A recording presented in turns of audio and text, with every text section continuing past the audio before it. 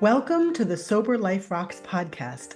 I'm your host, Margie Schaller, and I want to welcome you today and let you know that you are not alone. You may have made the decision not to drink, or at the very least, not at work-related events, but whether you've never been a drinker, are in recovery, or made a health-related decision, we see you. In today's world, networking, socializing, and celebrations, they all seem to happen over drinks, and the struggle can be real. But through this podcast, we're changing that narrative. We're here to create a community where individuals like you, who choose not to drink or drink less, can find camaraderie, support, and practical advice. So let's get the conversation started. I'm just so excited to introduce you to my guest today, Courtney Andersen. Courtney is a sober life coach, a podcast host, and an author. She's the founder of Sober Vibes, which is a community of people who are celebrating being sober, and National Sober Day, which I'm going to get into with you later. Mm-hmm. Courtney helps women quit drinking alcohol and thrive in sobriety. So welcome, Courtney. So excited to have you here. Thank you. I'm excited to chat with you today. Absolutely. So, Courtney, one of the things that I love to do with my guests is just understand sort of where your origin story is. Like, what role did alcohol play in your family growing up? So alcohol was played, it was everywhere in my growing up story. And when I say that, it was, you drank if you were happy, you drank if you were sad, right? Like it was constantly there. And my dad is a drinker, and my mom always got like violently ill. Like my mom would have maybe 1 to 2 drinks and then she would get sick. I mean, when you want to talk about being allergic to alcohol, Deb is allergic to alcohol, which she actually quit drinking in like 88, 89 because it just made her so sick. So I was definitely shown with alcohol that it was part of the family unit, no matter what occasion it was there, so. And so when in your growing up did you start dabbling and or really drinking yourself? I didn't start drinking till I was 19 because I come from the youngest of 4, right? And I had siblings who partied and drank. And I was like, I'm never gonna drink. As there was a family member who was a functioning alcoholic. So I was like, I'm never gonna drink. The damage that it had caused and how it was spoken to me, I was like, I'm not going down that road. So I live in the suburbs of Detroit, grew up in the suburbs of Detroit, and Canada, you could go to Windsor, and the drinking age over in Windsor was 19. So when I turned, and that's just a thing that we did. So at 19, I went over there. Now, I will say I drank probably a couple times in high school, but that was it. And I went over there and I just fell in love with the bar life. I fell in love and like instantly just felt protective with alcohol. Interesting. So then take me through maybe the next kind of 10 years. How did that begin to play in your life? So I had a 10-year long toxic relationship with alcohol. That's how I like to describe it because that's what it became, and so it started off very innocently at 19, as I stated. And I think just at that time, it was like, all right, this is kind of what you do. Me and my friends were drinking. It wasn't like every day, but, on the weekends or going up to Michigan State or one of the colleges and partying with friends on the weekend. And then it eventually grew to something darker. And at 25, I knew I was going to have to quit drinking alcohol. There was a night where the next day I woke up, I was like, there's going to be one day I don't drink. And that was my gut telling me, right? Like my soul and my gut knew it, which I do truly believe that anybody who has a drinking problem, some type of substance abuse problem, I truly do believe in their souls. We know it. It's just whether you start acting on it or not, right? And then at 29, that was when I quit drinking. I was about 6 weeks shy of being 30. And so I did have a 10-year long span with alcohol. From 25 to 29, I definitely tried the moderation game. I tried putting rules on it, like, all right, I'm not going to do any shots, right? Like, you better eat, don't mix beer and wine together. All of that of what we tried to tell ourselves until eventually it was the last night that I drank, and I woke up the next morning realizing and being told that I lost my rescue cat for a second time because I went to smoke a cigarette and left the screen door open to the back door. Mm, And the boyfriend I lived with at the time, he was like, we were together at that point a year and a half. He was like, listen, you can keep going down this route. If you want to keep drinking, cool, but I'm not going to be a part of it. Because apparently that was like, another night that I stood over our bed and threatened his life. Like, who wants to wake up to their significant other telling them they want to kill them? mm. So now I can laugh about it. At day one and day two and day three, there was shame to it. Now, and so I quit from there, and my rescue cat Fiona is still with me, and Oh, that good. boyfriend is my husband. So I still like to joke with him from time to time, like randomly being like, remember when I used to threaten your life? Oh, and he can joke about it now. Like I said, that first year it was not funny to him. So, but you got to joke a little. You got to laugh at yourself, You right? have to, you have to. So Okay, yes, go on. so you just made this decision to quit drinking. Was in your mind, was that going to be a forever thing, or was that like, I just got to cool it and see what happens? At this point, I was like, I need to make this work, right? Like, yes, thinking forever still gave me extreme anxiety because I Mhm. had extreme anxiety, right? Like it was so this, but I had to reflect back. And I actually, at that point of when I was laying there, in my 3-day hangover of my Mm, cat missing, I made a pact to the mm, universe and I said, if I find Fiona, I'm going to give up this drinking for good. And then after 3 days, I found her because she wasn't an outdoor cat. And like, again, we rescued her from the streets, like when she was 6 months old, very mm. malnourished, and she looked like she was like a month old. That's how little Fiona was when we rescued her. So like that alone made me feel terrible for losing this little creature. And so when I found her, I was like, okay. I mean, when I found her, it was such a moment that we all have of it was the universe talking to me and like it was enough. So I Nice. surrendered in that moment of picking Fiona up from outside. So, Okay, so I know for me, mhm, when I was drinking, my goal was to have fun. And so I had that equal sign there.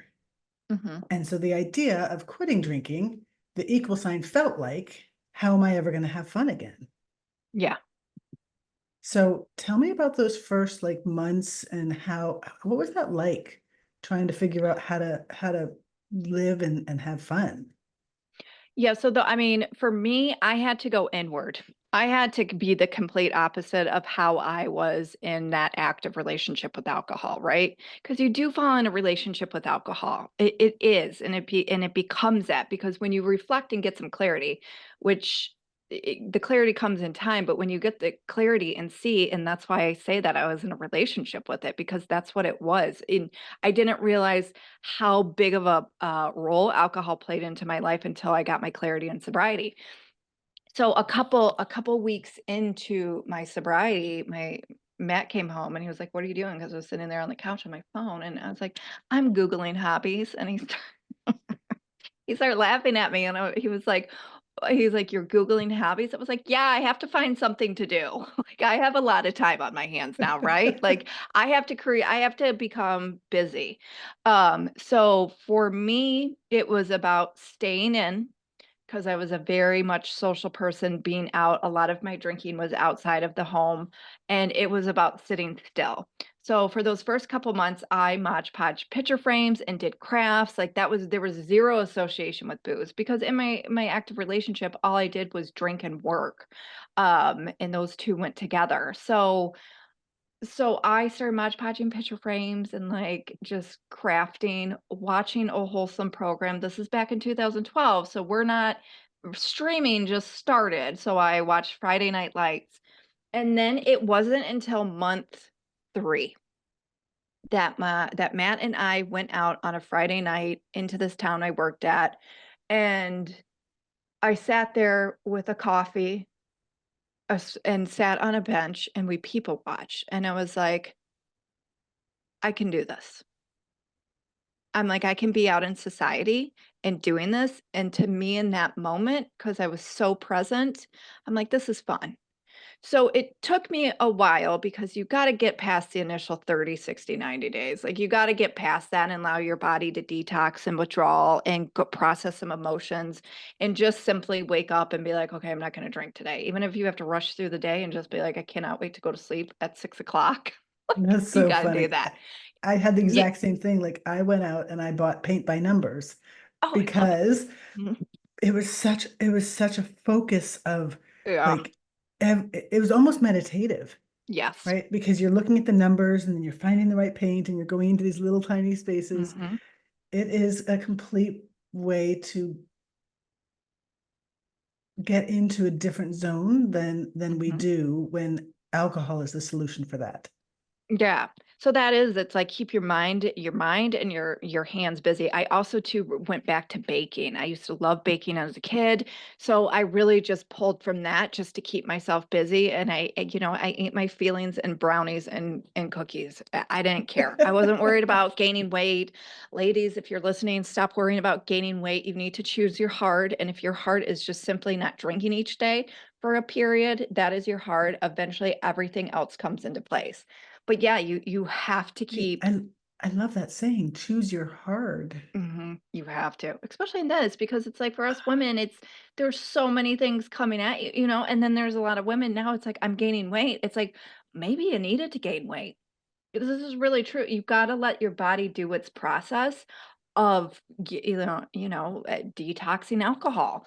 Well, And alcohol has so much sugar in it, and a lot of us are wine drinkers, and so we do need a sugar substitute at first because that Mhm. is that is another craving.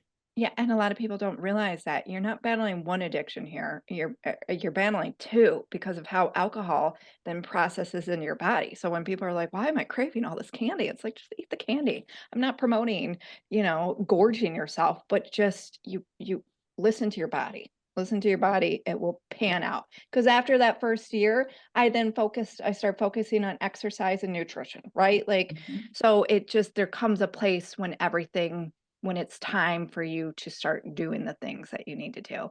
So yeah, so it was about 90 days in and me having that realization on that bench of like, okay, I can do this. And in that, every new thing that I did and experienced became fun to me. Waking up not hungover, because I used to have terrible hangovers, was fun. Still to this day, 12 years in, when I go and do something new on a Saturday, I'm like so grateful just to be going out and doing something and not be still stuck to my small world and to my Yes, couch. yes. Mhm, I remember those feelings of just the heaviness of mhm, the next morning. mhm. Yeah, Yeah, and I don't have that yeah. anymore. No. And that too, and what then becomes it's the shame cycle, and then it's being addicted to chaos. And it's not even so much about that drinking anymore. It's then like, oh my God, what did I do? Who do I need to apologize to? I did this again. And then you go into the cycle. And that's where I say it's like a lot of people don't understand. You then become addicted to the chaos. And the chaos just feels normal. And you actually might have been born into chaos. And that's why that feels normal to you, but it's Right. not. It's really not. Okay, so at the time you were working, Mhm. did you tell people in your life that you had stopped drinking? So the last night of me drinking was my last because I was in the service industry for many, many, many years. So I was transitioning from the bar life to going into my 9 to 5 job, being a medical assistant at a pain clinic because I did both for a very long time. And I was like, all right, finally got what I wanted. I'm doing this 9 to 5. This is what I've wanted to do. And then I woke up in that sober after 3 years. So I was like, this is not what I want to do with my life. So, but going to your question is, I waited to start telling people. like the two girlfriends who were with me that last night of drinking that witnessed all that, I obviously had conversations with them about 3 weeks in. And then I started telling people, and I actually, on my first 30 days of sobriety, I posted that I was 30 days sober on Facebook and Instagram. So then I started holding myself accountable in that way. But yeah, so around 30 days, I started telling people. So back in 2012, it was not nearly as No. discussed as it is now. What kind of reactions did you get? A lot of encouragement. I got a lot of encouragement for and support of people and, so, a couple people though, like close people, they're like, "So you're never gonna drink again?" And I think that's a normal reaction from people, especially people Mhm. that you've been drinking with for years. Um, so yeah, but it was met with a lot of support back then for sure. And working in a pain clinic, it seems like that would be very well received that you weren't drinking. Uh yes, everybody was very supportive, but I also there was a lot of people who drink in that. And one of my coworkers, she goes, "Is this why you haven't been coming out with us the past couple weeks?" I was like, "Yes, exactly." Like, 'cause you guys are animals. Like, yeah, that's exactly why I have not been coming out with you. Like, so, that's just one of the things of you can't continue to keep putting yourself into the same old position, especially those first 30 days. It's too For hard. sure. For It's too sure. hard. So, Courtney, when we work with a group of people and their way of bonding is going out drinking and suddenly we're Mhm, not drinking, mhm. like how did you navigate that? How did you feel as though you were still sort of part of the gang when that was something that you weren't going to put yourself through? So there's two answers to this. It took me a while. It took me a while to establish what I call the 60-minute rule. But that first year, I definitely did not. I put myself in these situations where then it was like I was crawling out of my skin, especially with friends, like, or like coworkers, of still continuing to do happy hours with them. And I would leave. There was one night I left crying because I sat there for way too long. And I should have just stayed an hour and left, right? So, like, I had no boundaries with myself that first year.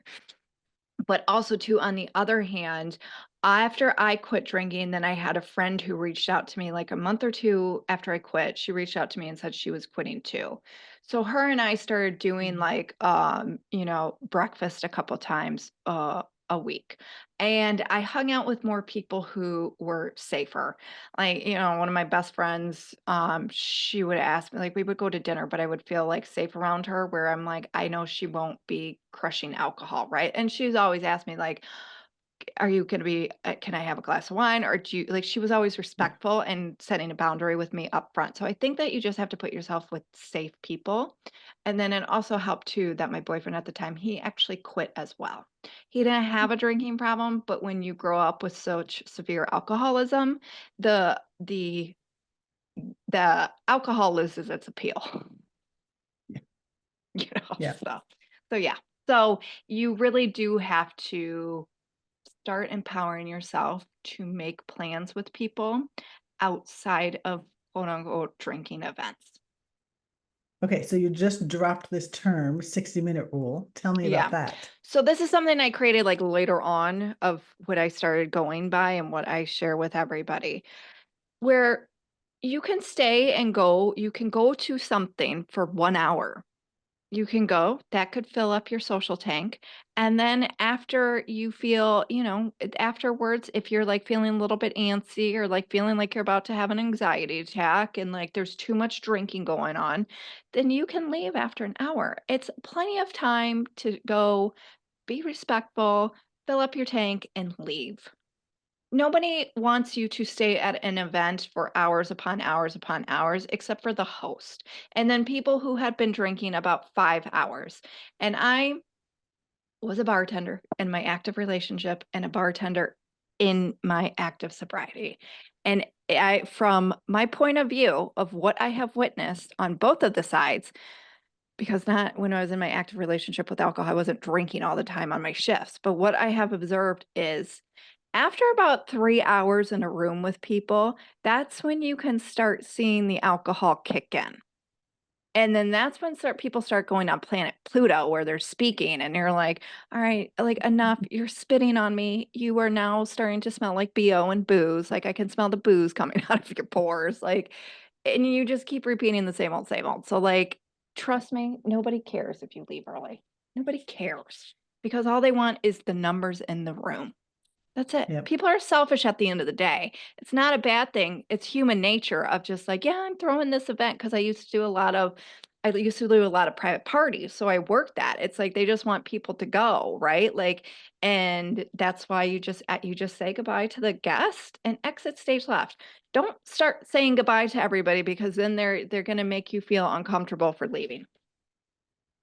I love that 60-minute rule. Mhm. And for many people, that's going to be completely all you need to feel as though Yeah. you've networked with the people. Yes. Um, there's other challenges. Salespeople, for instance, Mhm. they have to take people out and wine and dine them, and they're the Mhm. ones picking up the check. And so that's a little bit more of a struggle. Yeah. But I do think that as a guest or going to a happy hour or going to a company event, an hour is sufficient to make yourself known and network and then jam on out of there. Even a wedding, go and eat and leave because at the ceremony, listen, nobody's drinking at the ceremony, right? You know what I mean? Like, Right.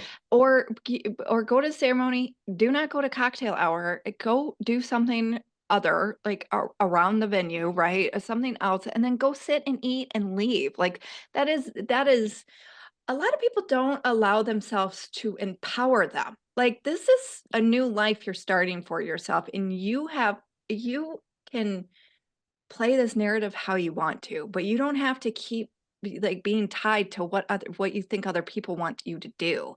Create something new for yourself, right? And like same thing, like even of whining and dining people if they're in sales, like why can't we do lunch? Why can't we do lunch? Why can't I go and wine and dine you at a cool little coffee studio? Why, you know what I mean? Like, why does it have to be the system that has been the system put in place since the 50s when that like started coming out of whining and dining these people? Like, make it new. If I had a customer or I was their customer and they took me to something new, I was like, oh, this is cool. Like, I because 1000% agree. That's amazing. yeah, and like this is the thing, as somebody who worked in the restaurant industry, listen, some of these restaurants are loud AF. So like for you to be sitting in a meeting and whining and dining somebody as it's loud and dishes are breaking and you're getting crappy service, like that is not a good experience. So I don't know, look at something a little bit more intimate where you're kind of more in a quiet place, quiet setting, and you're kind of just being left alone. You know, I know it's different for each industry. I get that, but I just think that like I, it, there's just new ways of hanging out, especially now too. More places are now introducing NAs on their menu of non-alcoholic beers and mocktails, and of course, drink those if those don't trigger you. If by chance, and this is just the bartender and me sharing this, if by chance they don't have that kind of stuff on the menu, always go up to the bartender and be like, "Hey, can you make me a mocktail? Just make me something that looks like I'm drinking." Yep. Because if somebody asks you what you're drinking and you're not ready to share your story, because you do not have to share your story with everybody, lie. A vodka tonic. I can't tell you because think of how pregnant women have had to do this before they've told people they're pregnant, right? Like, and I've had that experience with so many pregnant women, and I've had that experience with people who have quit drinking, and they've known me and my story where they're like, "Yeah, I'm not drinking anymore, Courtney," and I'm like, "All right, let's make you something. Let's give you something that looks like booze. Cool, Yep. My no go-to, problem." if a bar doesn't have any NA options, my go-to is the Virgin Mojito Mhm, because it looks still like so mhm. festive and so much like a drink. It's refreshing. Yeah. And people are like, "Ooh, what's that?" Right, Yeah. exactly. Yeah. And it's a mojito. That's it. Nobody's Yeah. gonna be like, nobody post 2020 is gonna be like, let me have a sip of that. Yuck. Okay, So, Courtney, I want to get to the thing that I'm the most fascinated by, and this mhm, is that you are the founder. creator of National Recovery Day. Yeah, National Sober Day. National Sober Day. Okay, so tell Yes. me what that is, and tell me, like, how does one create a national day? Okay. So I actually got this idea. I didn't get that. So I was watching a reality show, and this person in this reality show created a national outfit of the day. And I was like, oh my God. So she was explaining this process, and uh this was back in 2019. It was the spring, late winterish of 2019. And I was like, okay. And I was like, yeah, because, at that time, that's when all of these national days were coming out, right? And so the next day, and I was like, I was laying there, and I was like, there's not a national sober day. There's not. I'm like, there's a national vodka day, there's national margarita day, wine day, donut day, hot dog day, right? Like, and I was like, I've never heard of a national sober day. So I went to the calendar company the next day and I submitted this and I decided to do it on September 14th. I wanted to honor because there was National Recovery Month at the time. So I wanted to honor that. And then September 14th, I picked because that was a day that both of my grandmas passed away, different years, but that Mm. were just a way of me more honoring them. One grandma quit drinking when her first grandson was born, and then the other grandma volunteered for the American Red Cross for like, I think almost like 34 years. I mean, and we would always be like, Grandma, get a paid job, and the greatest generation. And her, of course, was like, no, no, this is my civic duty. Right. So, like, I just had I had really great, strong female grandmothers. So I wanted to honor them. So I picked that day. The woman came back. She was like, this day isn't in existence. She was like, do you want to proceed forward? And I was like, yeah. And I paid for it. And there we go. So it's really a day about, because again, at this time, and still to this day, because I don't like to stay in my bubble. And when I mean on that, it's very easy to get sucked into a world of social media where, your algorithm is sobriety stuff, but a lot of people don't understand that, there's still a go to AA. This is a way to recover. You have to be silent about it. You got to whisper talk, being anonymous, which all I respect. I respect that. But that's not the only way to get help. And it's not all like that because everybody has their judgment against AA, which I suggest don't judge it. Go and try it. If it's not your cup of tea, that is okay, but at least you tried it. Mhm. So I really wanted to showcase people living sober and also that there are still millions and millions of people who struggle with addiction every day, right? But like, let's celebrate this because this is something worth celebrating. This is not something worth still being. Why are you being ashamed about being sober? Like, Yeah, this is an amazing thing you did for yourself. You beat dependence on alcohol, whether it's physical dependence or emotional dependence. There was a dependence there on a highly addictive addictive. substance. Right. Mhm. Because at the end of the day, alcohol is a highly addictive substance and you overcame something and it's nothing to be ashamed about because millions have it, this issue. So let's celebrate it. And even too, as I put in there as well, it's like if you have a family member who is sober, don't drink for that day. Celebrate it, honor it with it, because the talk around sobriety and how to handle somebody after they quit drinking, there's not a lot of education there. And people don't Mhm. know what to do. And throughout all of these years, I have people who will reach out being like, all right, I have a friend who just got out of rehab. I'm having a Christmas Mhm. party. Courtney, do I invite them? I'm like, yes, invite them. Who wants to be left out? Give a person a choice whether they want to come or not. And if they don't come, don't get mad. Say, okay, Yeah. all right. Well, if you want to get together, cool. Like, but still keep including somebody in. So that's really, it's just about celebrating. I know every day you're sober, you need to celebrate that, but this is just more on a more awareness of people living sober. I love that. Actually, there's somebody who is a member of Sober Life Rock. So we have people who are sober. We have Mhm, people who are sober curious, kind of mhm. kicking the tires. We have people who are sober-ish. Maybe they just drink, at a wedding or something, but just not Yeah, regularly. And then we right. have what we call sober wingmen. Oh. And the sober wingmen are people who are totally in support of this movement to normalize sober choices.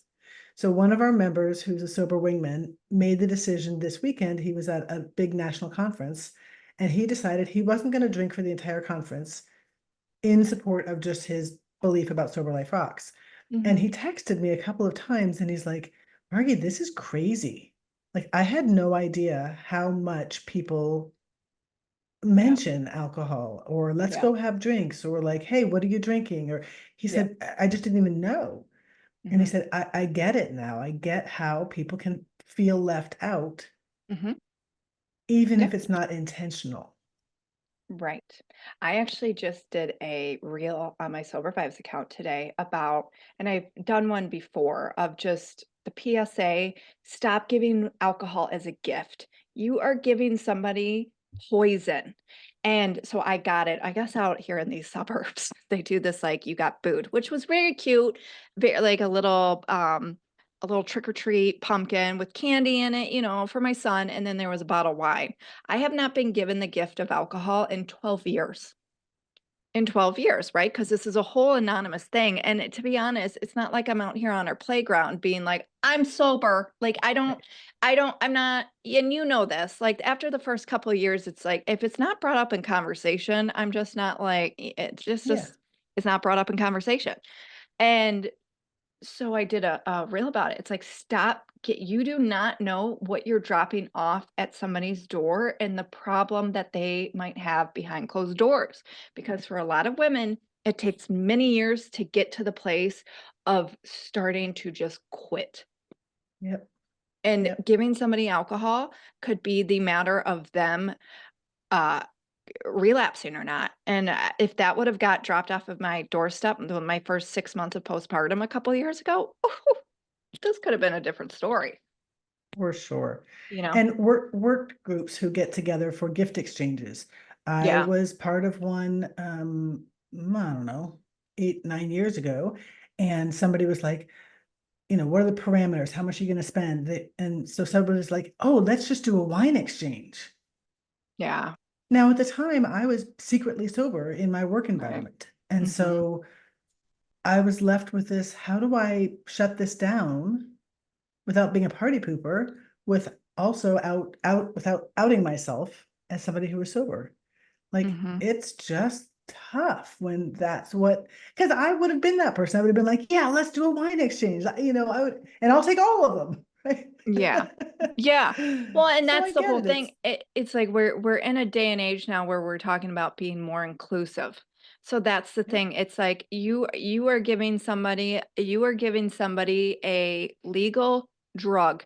You're not dropping off crack cocaine to somebody's doorstep with a bucket full of candy for somebody or giving them heroin. Like, this is the only drug anybody ever has to justify not using. They tried to legalize or to make it illegal with prohibition. People started killing each other over it. Like, it's like, just don't engage, don't do it.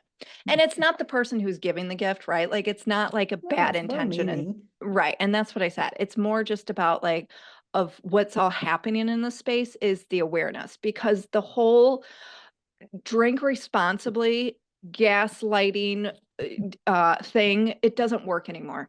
When this is known to be tied to many different cancers, alcohol is tied to domestic abuse.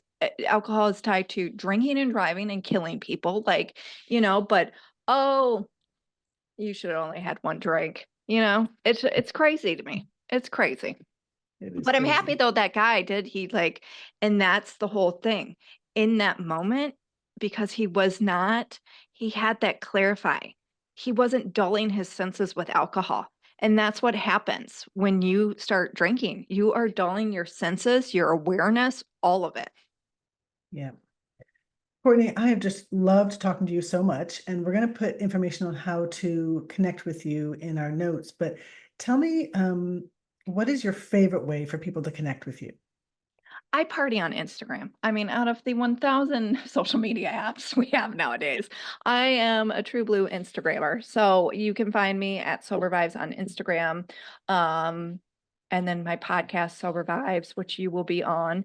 Um, So yeah, so that's how people can find me, or go to my website, courtneyrecovered.com.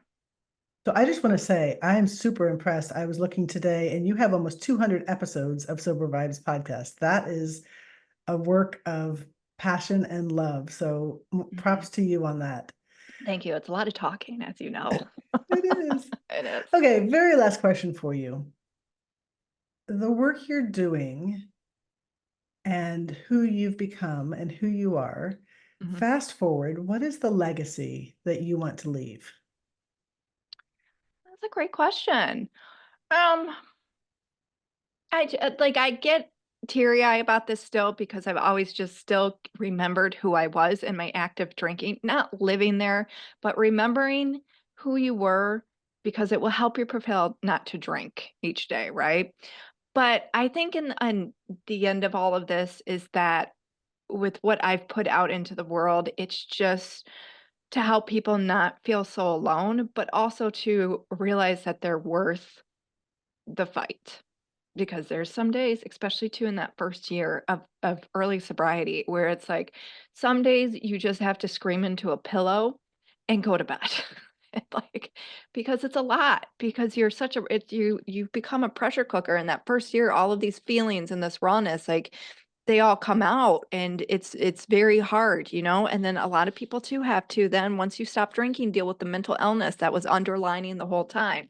So it's just about people just really understanding that they are worth the fight to keep I going. love that. I love Mhm, that so much. Thank you. mhm.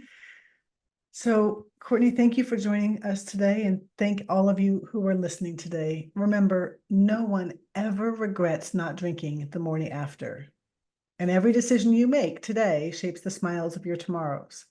So, keep making choices that brighten your world and the world around you. Thank you.